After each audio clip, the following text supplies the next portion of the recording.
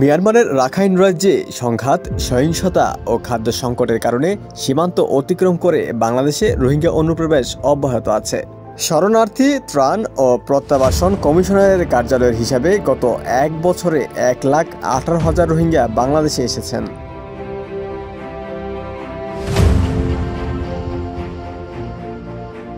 নতুন করে রোহিঙ্গা অনুপ্রবেশ বাড়ার পেছনে রাখাইনে আরাকান আর্মি ও আরাকান রোহিঙ্গা স্যালভেশন আর্মির মধ্যে সংঘর্ষকে বড় কারণ বলে জানিয়েছে পালিয়ে আসা রোহিঙ্গারা।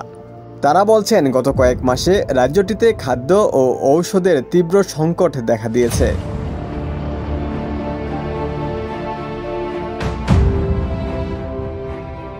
এদিকে এখনই রোহিঙ্গা প্রত্যাবাসন সম্ভব নয় বলে জানিয়েছেন পররাষ্ট্র উপদেষ্টা মোহাম্মদ তৌহিদ হোসেন।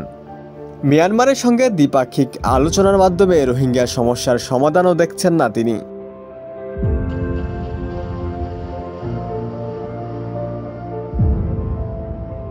রবিবার বিউপিতে বাংলাদেশে আশ্রিত রোহিঙ্গাদের প্রত্যাবাসন, আঞ্চলিক নিরাপত্তার উপর প্রভাব এবং ভবিষ্যৎ শীর্ষক এক সেমিনারে দেয়া বক্তব্যে তিনি কথা বলেন।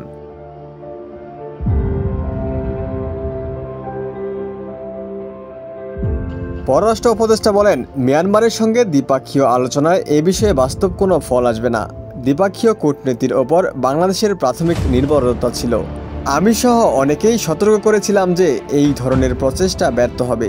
বছরের পর বছর ধরে চলা দ্বিপাক্ষীয় প্রক্রিয়াটি নিরর্থক, কেননা একজন রোহিঙ্গাকেও প্রত্যাবাসন করা যায়নি। Bilateral negotiations leading to a repatriation of the Rohingyas from all camps to their own country.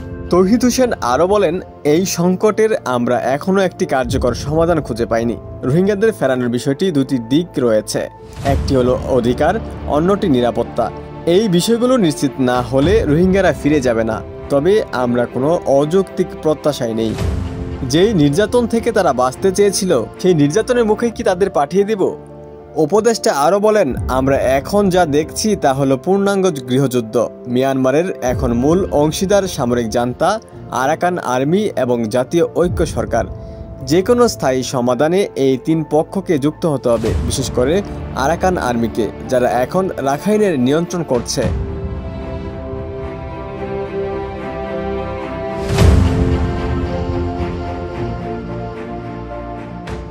এদিকে রোহিঙ্গাদের বাংলাদেশি ও বাঙালি বলে দেশটির নিজস্ব নাগরিকত্ব অস্বীকার করেছে জান্তা সরকার। থাইল্যান্ডের গণমাধ্যম দ্য ইরাবতীর প্রতিবেদনে উঠে এসেছে জান্তা সরকারের এই প্রতিক্রিয়া।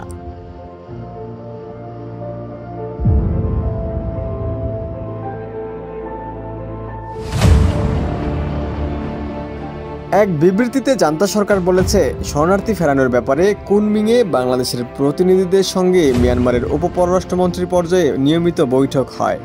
প্রত্যাবাসনের আগে শরণার্থীদের যাচাই ও নিবন্ধনের নীতি রয়েছে এবং ফিরে আসা শরণার্থীদের জন্য পর্যাপ্ত আবাসন গড়ে তোলা হচ্ছে।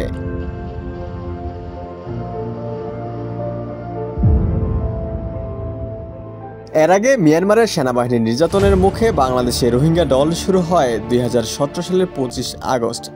এরপর ধাপে ধাপে হাজার হাজার রোহিঙ্গা বাংলাদেশে প্রবেশ করে।